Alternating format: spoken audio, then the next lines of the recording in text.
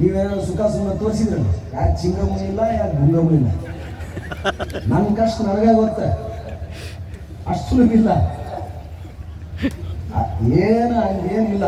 ಒಬ್ಬ ಪೊಲೀಸ್ ವರಿಷ್ಠಾಧಿಕಾರಿ ಏನ್ ಮಾಡಬೇಕು ಅದರ 50% ನಾನು ಮಾಡಿದ್ದೆ. It's our responsibility, it's our national duty. ಜನರಿಗೆ ಸರಿ ತಪ್ಪನ್ನ ಹೇಳೋದು ಪ್ರತಿಯೊಬ್ಬ ಅಖಿಲ ಭಾರತ ಸೇವಕನ ರಾಷ್ಟ್ರೀಯ ಕರ್ತವ್ಯ. ಜಿಲ್ಲಾಧಿಕಾರಿ ಆಗಿರಲಿ, ಜಿಲ್ಲಾ ಪೊಲೀಸ್ ವರಿಷ್ಠಾಧಿಕಾರಿ ಆಗಿರಲಿ, ಯಾವುದು ಸರಿ ತಪ್ಪನ್ನೋದನ್ನು ಜನರಿಗೆ ಹೇಳ್ಬೇಕು, ಹಳ್ಳಿಗಳಿಗೆ ಹೋಗ್ಬೇಕು, ಸಮಸ್ಯೆಗಳನ್ನ ಕೇಳಬೇಕು, ಯುವ ಜನರನ್ನ ಉದ್ದೇಶಿಸಿ ನಾವು ಮಾತನಾಡಬೇಕು. ಇದು it's hour manifesto. Service conduct code ಹೇಳುತ್ತೆ, ಸಂವಿಧಾನ ಹೇಳುತ್ತೆ, ರಾಜ್ಯ ಸರ್ಕಾರ ಹೇಳುತ್ತೆ, ಎಲ್ಲರೂ ಹೇಳ್ತಾರೆ ಹಳ್ಳಿಗಳಿಗೆ ಹೋಗಿ ಸಮಸ್ಯೆ ಕೇಳಿ ಅಂತ. ಅದನ್ನೇ ನಾವು ಮಾಡಿರೋದು. ಇದು ಕೆಲವೊಂದಿಷ್ಟು ಜನರಿಗೆ ಗ್ಯಾಸ್ಟ್ರಿಕ್ ತರುತ್ತೆ. ಗ್ಯಾಸ್ಟ್ರಿಕ್, ಪಟ್ಟಿ ಕಿಚ್ಚು.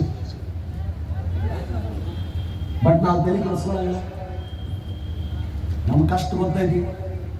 ಸೇರಿರೋ 1000 ಜನರೊಳಗೆ 10 ಜನ ಹೌದಪ್ಪ ನಾಳೆಯಿಂದ ನನ್ನ ಬದುಕು ನಾನು ಹಿಂಗೆ ಮಾಡ್ತೀನಿ, ನಾನು ಶಿಸ್ತಿನಿಂದ ಆರಂಭ ಮಾಡ್ತೀನಿ, ಗುಟ್ಕಾ ತಿನ್ನೋದು ಬಿಡ್ತೀನಿ, ಸೋಮಾರಿ ಆಗಿರೋದು ಬಿಡ್ತೀನಿ, ಯಾವುದಾದ್ರು ಒಂದು vocational course, mechanic course, mobile repair course, AC repair course, hair salon course, parlour ಕಲಿತೀನಿ ಅಂತ ಕಲಿತು ತಮ್ಮ ಕಾಲ ಮೇಲೆ ತಾವು ನಿಂತ್ಕೊಂಡು ಭರ್ಜರಿ ಇದ್ದಂದ್ರೆ ನಾವು ಗಜೇಂದ್ರಗಢಕ್ಕೆ ಬಂದಿದ್ದು ಸಾರ್ಥಕ.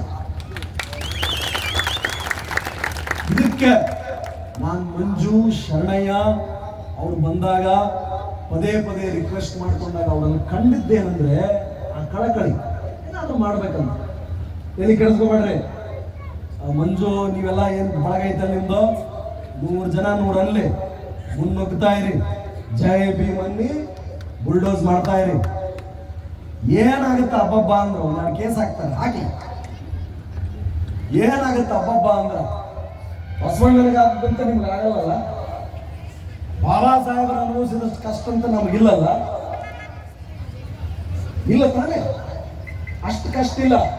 ಸಿಂಧೂರ ಲಕ್ಷ್ಮಣ, ಸಂಗೊಳ್ಳಿ ರಾಯಣ್ಣನ ಎಲ್ಲರ ಎದುರುಗಡೆ ನೇಣು ಹಾಕಿದಂಗೆ ಏನು ನೇಣು ಹಾಕಲ್ಲಲ್ಲ. ಅವ್ರನ್ನ ಹಿಡಿದು ಕೊಟ್ಟವರೆಲ್ಲ ಇವತ್ತು ಏನಾಗ್ಯಾರ, ಅವರ ಮನೆತನಗಳು ಮಾತ್ರ ಇಲ್ಲ. ಅವ್ರನ್ನ ಯಾರ್ಯಾರು ಹಿಡಿದು ಕೊಟ್ಟರು, ಸ್ವತಂತ್ರ ಹೋರಾಟಗಾರರನ್ನ ಹಿಡಿದು ಕೊಟ್ಟವರೆಲ್ಲ ಇವತ್ತ ಅನಾಹುತ. ಅವ್ರೆಲ್ಲದಾರ, ಅವ್ರ ಮನೆತನ ಎಲ್ಲಿದ್ದಿ? ಇದು ಸಾರ್ವಕಾಲಿಕ ಸತ್ಯ, ಯೂನಿವರ್ಸಲ್ ಟ್ರೂತ್. ಯಾರು ಸತ್ಯದ ಹಿಂದೆ ಹೋಗ್ತಾರೋ, ಯಾರು ಸಮಾಜವನ್ನೇ ತನ್ನ ಮನೆ ಅನ್ಕೊಂಡು ಹೋಗ್ತಾರೋ, ನೀವೆಲ್ಲರೂ ಕೂಡ ಎದುರಿಸಲೇಬೇಕಾದ ಸಮಸ್ಯೆಗಳಿವು. ರೆಡಿಯಾಗಿ ಊಟ, ಬಟ್ಟೆ, ಆಲದ ಮರ ಸಿಕ್ಕ ಅದ್ರ ಕೆಳಗಡೆ ಮಲಗಬೇಕು, ರೆಡಿ ಆಗಿರ್ಬೇಕು.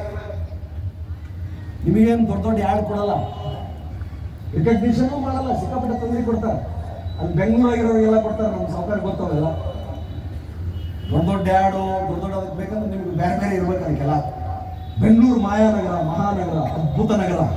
ಬೆಂಗಳೂರಿಗೆ ಶಿಫ್ಟ್ ಆಗಿರಿ. ಯಾಕೆ ಹೇಳಕತ್ತೀನಿ ಅಂದ್ರೆ ಅನುಭವದ ಮೂಲಕ ಹೇಳ್ತೀನಿ. ಅಲ್ಲಿ 1 ವರ್ಷ ಇರೋದು, ಇಲ್ಲಿ 10 ವರ್ಷ ಇರೋದು ಸಮ. ಪ್ರತಿಭೆಗೆ ಬೆಲೆ ಇದೆ ಅಲ್ಲಿ ಪ್ರತಿಭೆಗೆ ಬೆಲೆ ಇದೆ. ಆದರೆ ನಮ್ಮ ಗಜೇಂದ್ರಗಢ, ನಮ್ಮ ಜಿಲ್ಲೆ ಈ ಕುಚೇಷ್ಟಗಳಿಂದ ಹೊರತಾದ ಒಳ್ಳೆಯ ವಾತಾವರಣ ಹೊಂದಿದ ಜಿಲ್ಲೆ. ಇಲ್ಲಿ ಇನ್ನೂ ಹಿರಿಯರಿಗೆ ಬೆಲೆ ಐತಿ, ದೊಡ್ಡವರೇ ಅಂದ್ರೆ ಹೇಳಿದ್ರೆ ಎಲ್ಲರೂ ಕೇಳ್ತಾರ. ಆದರೆ ಬಡತನದ ರೇಖೆಗಿಂತ ಕೆಳಗಿರುವವರೆಲ್ಲ ನಿಮ್ಮ ಶಿಕ್ಷಣವನ್ನೇ ಆಶ್ರಯಿಸಬೇಕು. ಶಿಕ್ಷಣವೇ ಎಲ್ಲ ಸಮಸ್ಯೆಗಳಿಗೂ ಪರಿಹಾರ. ನಿಮ್ಮ ಸ್ವಾಭಿಮಾನವೇ ನಿಮ್ಮ ಆಸ್ತಿ, ನಿಮ್ಮ ಹೋರಾಟದ ಕಿಚ್ಚೆ ನಿಮ್ಮ ಅಸ್ತ್ರ. ಇದನ್ನು ಬಿಟ್ಟಿದ್ರ ಏನೂ ಆಗಲ್ಲ, ಏನೂ ಆಗ್ಲಿಕ್ಕೆ ಸಾಧ್ಯವೂ ಇಲ್ಲ. ಅಪ್ಪನ ಮಗನೂ ಕೂಡ 10,000 20,000 ರೂಪಾಯಿಗೆ ಬೇರೆಯವರ ಮುಂದೆ ಹೋಗಿ ನಿಲ್ಲುವ ಪರಿಸ್ಥಿತಿ ಬರ್ತದೆ. ಹಾಗಾಗದಿರಲಿ ಇವತ್ತು ಆರಂಭ ಆಗಿರ್ತಕ್ಕಂಥ ಈ ಕ್ರಾಂತಿ